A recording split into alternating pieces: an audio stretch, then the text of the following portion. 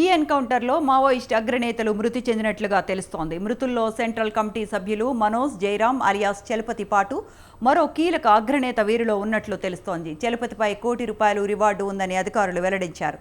Chalapathi alias Ramachandra Reddy స్వస్థలం చిత్తూరు జిల్లా.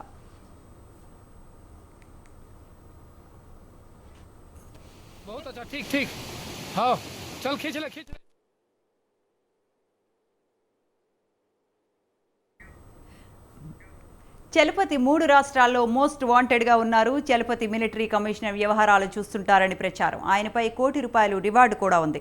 2018లో MLA Kidari Naresh Sarveswara Rao, మాజీ ఎమ్మెల్యే సోములు మావోయిస్టులు హత్య చేశారు.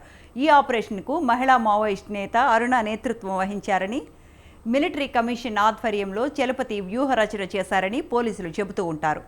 తాజా ఎన్కౌంటర్తో ఛత్తీస్గఢ్లో ఈ ఏడాది మావోయిస్టుల మరణాల సంఖ్య 28కి చేరగా గతేడాది వేర్వేరు ఎన్కౌంటర్స్లో 219 మావోయిస్టులు మరణించారు.